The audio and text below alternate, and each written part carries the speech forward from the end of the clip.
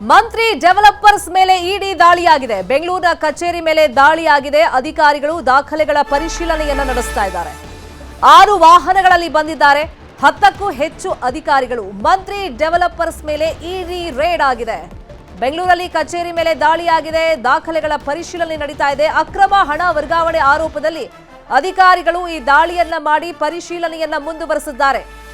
ಮಂತ್ರಿ developers ನಿರ್ದೇಶಕರ ನಿವಾಸದಲ್ಲಿ ಪರಿಶೀಲನೆ ಆಗ್ತಾ ಇದೆ. ಮನೆ ಹಾಗೇನೆ ಕಚೇರಿ ಆವರಣದಲ್ಲಿ ಹಣ ವರ್ಗಾವಣೆ ಆರೋಪದ ಹಿನ್ನೆಲೆಯಲ್ಲಿ ಈ ದಾಳಿಯನ್ನ ಮಾಡಲಾಗಿದೆ. ಬೇಸಿಕಲಿ ಇಡಿ ಅಧಿಕಾರಿಗಳು ಬಂದಿದ್ದಾರೆ ಅಂತಂದ್ರೆ ಅಲ್ಲಿ ಅಕ್ರಮ ಹಣ ವರ್ಗಾವಣೆ ಆರೋಪ ಕೇಳ ಬಂದಿರುತ್ತೆ. ಆ ಹಿನ್ನೆಲೆಯಲ್ಲಿ ಸಾಕ್ಷಿ ಸಮೇತಾನೆ ಬಂದಿರ್ತಾರೆ. ಅದರಂತೆ ಇಲ್ಲಿ ದಾಳಿಯಾಗಿದೆ, ಪರಿಶೀಲನೆ ಆಗ್ತಾ ಇದೆ.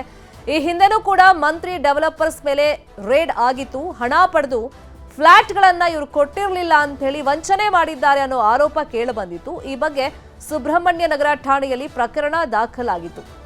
2022ರಲ್ಲಿ ಸುಮಾರು 300 ಕೋಟಿಯಷ್ಟು ಆಸ್ತಿಯನ್ನ ಜಪ್ತಿ ಮಾಡಲಾಗಿತ್ತು. ಮತ್ತೆ ಇಡಿಯಿಂದ ದಾಳಿಯಾಗಿದೆ. ಈಗ ದಾಖಲೆಗಳ ಪರಿಶೀಲನೆಯನ್ನ ನಡೆಸಲಾಗ್ತಾ ಇದೆ. ಇದೇ ವಿಚಾರವಾಗಿ ಇನ್ನಷ್ಟು ಡೀಟೇಲ್ ಆಗಿ ಇನ್ಫಾರ್ಮೇಶನ್ ಕೊಡ್ತಾ ಹೋಗೋದಕ್ಕೆ ನೇರ ಸಂಪರ್ಕದಲ್ಲಿ ಕನೆಕ್ಟ್ ಆಗಿದ್ದಾರೆ ನಮ್ಮ ರಿಪೋರ್ಟರ್ ಮಂಜು ಆರ್ಯ. ಈ ಹಿಂದೆನೂ ಅಕ್ರಮ ಹಣ ವರ್ಗಾವಣೆ ಪ್ರಕರಣದಲ್ಲಿ ದಾಳಿ ಆಗಿತ್ತು. ಆಗ 300 ಕೋಟಿಯಷ್ಟು ಆಸ್ತಿ ಜಪ್ತಿ ಮಾಡ್ಕೊಂಡಿದ್ರು. ಸೊ ಈಗಲೂ ಅಷ್ಟೇ ಅಕ್ರಮ ಹಣ ವರ್ಗಾವಣೆ ಆರೋಪ ಕೇಳಿ ಬಂದಿದೆ. ಸುಮಾರು ಎಷ್ಟು ಜನ ಅಧಿಕಾರಿಗಳು ಬಂದಿದ್ದಾರೆ? ಏನಾದರೂ ಪ್ರಮುಖ ದಾಖಲೆಗಳು ಸಿಕ್ಕಿದೆಯಾ?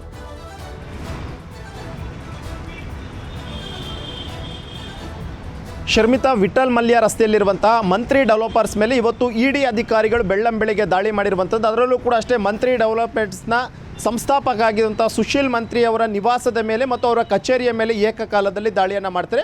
ಒಟ್ಟು 14 ಜನ ಇಡಿಯ ಅಧಿಕಾರಿಗಳು ಈಗಾಗಲೇ ಮನೆಗಳನ್ನು ಪರಿಶೀಲನೆ ಮಾಡುವಂಥ ಒಂದು ಕೆಲಸವನ್ನು ಮಾಡ್ತಿದ್ದಾರೆ. ಕೇವಲ ಮನೆ ಅಷ್ಟೇ ಅಲ್ಲದೆ ಅವರ ಕಚೇರಿ ಆಗಿರ್ಬೋದು ಮತ್ತು ಅವರ ಪಾರ್ಕಿಂಗ್ ಪ್ಲೇಸ್ನಲ್ಲಿಯೂ ಕೂಡ ಅಷ್ಟೇ ಒಂದಷ್ಟು ಪರಿಶೀಲನೆ ಮಾಡುವಂಥ ಒಂದು ಕೆಲಸವನ್ನು ಇಡಿ ಅಧಿಕಾರಿಗಳು ಮಾಡ್ತಾ ಇರುವಂಥದ್ದು. ಕೇವಲ ಈಗಷ್ಟೇ ಅಲ್ಲದೆ ಹಿಂದೆಯೂ ಕೂಡ ಅಷ್ಟೇ ಇದೇ ಮಂತ್ರಿ ಡೆವಲಪರ್ಸ್ ಮೇಲೆ ಇಡಿ ಅಧಿಕಾರಿಗಳು ದಾಳಿಯನ್ನು ಮಾಡಿದರೆ 2022ರಲ್ಲಿ ಸುಬ್ರಹ್ಮಣ್ಯ ನಗರ ಪೊಲೀಸ್ ಸ್ಟೇಷನ್ ಒಂದು FIR ಕೂಡ ಅಷ್ಟೇ ದಾಖಲಾಗಿತ್ತು. ಆ FIRನ ಸಂಬಂಧವಾಗಿಯೂ ಕೂಡ ಅಷ್ಟೇ ಇಡಿ ಅವರು ಎಂಟ್ರಿ ಕೊಟ್ಟಿದ್ದರು. ಅದರಲ್ಲೂ ಕೂಡ ಅಷ್ಟೇ ಸುಮಾರು 300 ಕೋಟಿಯಷ್ಟು ಅಕ್ರಮವಾಗಿ ಹಣವನ್ನು ಬೇರೆ ಬೇರೆ ಕಡೆಗಳಲ್ಲಿ ವರ್ಗಾವಣೆ ಮಾಡಿರುವಂಥ ಒಂದಷ್ಟು ಗಂಭೀರವಾದಂಥ ಆರೋಪ ಕೂಡ ಕೇಳಿಬಂದಿತ್ತು. ಜೊತೆಗೆ ಅವರು ನೂರಾರು ಜನರ ಬಳಿ ಹಣ ಹೂಡಿಕೆಯನ್ನು ಮಾಡಿಕೊಂಡು ಅವ್ರಿಗೆ ಯಾವುದೇ ರೀತಿಯಾದಂಥ ಫ್ಲ್ಯಾಟ್ಗಳನ್ನು ಕೊಟ್ಟಿರಲಿಲ್ಲ, ವಂಚನೆ ಮಾಡಿರುವಂಥದ್ರ ಬಗ್ಗೆ ಕೂಡ ಅಷ್ಟೇ ಇಡಿ ಅಧಿಕಾರಿಗಳ ತನಿಖೆ ವೇಳೆಯಲ್ಲಿ ಬಯಲಾಗಿತ್ತು. ಆ ಕಾರಣಕ್ಕೋಸ್ಕರ 2022-23ನೇ ಸಾಲಿನಲ್ಲಿ ಸುಮಾರು 300 ಕೋಟಿಯಷ್ಟು ಆಸ್ತಿಯನ್ನು ಇಡಿ ಅವರು ಜಪ್ತಿ ಮಾಡ್ಕೊಂಡಿದ್ರು.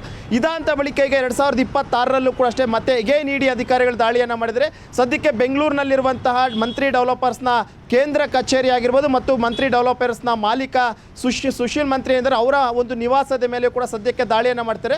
ಸುಮಾರು 2-3 ವೆಹಿಕಲ್ನಲ್ಲಿ ಬಂದಂಥ ಸುಮಾರು 14 ಜನ ಅಧಿಕಾರಿಗಳ ತಂಡದಿಂದ ದಾಖಲೆಗಳನ್ನು ಪರಿಶೀಲನೆ ಮಾಡಲಾಗ್ತಿದೆ. ಇತ್ತೀಚೆಗೆ ಈ ಒಂದು ಮಂತ್ರಿ ಡೆವಲಪರ್ಸ್ನಿಂದ ಯಾವೆಲ್ಲ ಪ್ರಾಜೆಕ್ಟ್ಗಳಿದ್ದಾವೆ, ಆನ್ಗೋಯಿಂಗ್ ಪ್ರಾಜೆಕ್ಟ್ಸ್ ಎಷ್ಟಿದೆ, ಎಷ್ಟು ಜನರಿಂದ ಹಣವನ್ನು ಹೂಡಿಕೆ ಮಾಡ್ಕೊಂಡಿದ್ರೆ ಆ ಒಂದು ಹಣವನ್ನು ಬೇರೆ ಬೇರೆ ದೇಶಗಳಲ್ಲಿ ಹೂಡಿಕೆ ಮಾಡಿರುವಂಥದ್ರ ಬಗ್ಗೆ ಒಂದಷ್ಟು ಆರೋಪಗಳು ಕೂಡ ಅಷ್ಟೇ ಕೇಳಿಬಂದಿತ್ತು. ಎಲ್ಲ ಅಂಶಗಳನ್ನು ಇಟ್ಕೊಂಡು ಸದ್ಯಕ್ಕೆ ಇಡಿ ಅಧಿಕಾರಿಗಳು ದಾಳಿಯನ್ನು ಮಾಡಿದ್ದು. ಸದ್ಯಕ್ಕೆ ದಾಖಲೆಗಳ ಪರಿಶೀಲನೆಯನ್ನು ಮಾಡ್ತಿದ್ದಾರೆ. ದಾಖಲೆ ಪರಿಶೀಲನೆ ಆದಂಥ ಬಳಿಕ ಇವರೇನಾದರೂ ಜನರಿಂದ ಸಂಗ್ರಹ ಮಾಡಿದಂಥ ಹಣವನ್ನೇನಾದರೂ ಬೇರೆ ಬೇರೆ ದೇಶಗಳು ಹೂಡಿಕೆ ಮಾಡಿರುವಂಥದ್ದು ಮತ್ತು ಅಕ್ರಮವಾಗಿ ಯಾವ ರೀತಿಯಾಗಿ ಇವರು ಹಣವನ್ನು ಬೇರೆ ದೇಶದಲ್ಲಿ ಹೂಡಿಕೆಯನ್ನು ಮಾಡಿದರೆ ಮತ್ತು ಯಾವ ರೀತಿಯಾಗಿ ಅಕ್ರಮವಾಗಿ ಹಣವನ್ನು ವರ್ಗಾವಣೆ ಮಾಡಿದ್ದಾರೆ ಅನ್ನೋಂಥದ್ರ ಬಗ್ಗೆ ಖಚಿತವಾದಂಥ ಮಾಹಿತಿ ಸಿಗುತ್ತೆ. ಶರ್ಮಿತಾ, ಫಾಲೋ ಅಪ್ ಮಾಡೋಣ. ಥ್ಯಾಂಕ್ ಯು ಸೋ ಮಚ್ ಮಂಜು ಆರ್ಯ, ಈ ಕ್ಷಣದ ಮಾಹಿತಿ ಕೊಟ್ಟಿದ್ದಕ್ಕೆ.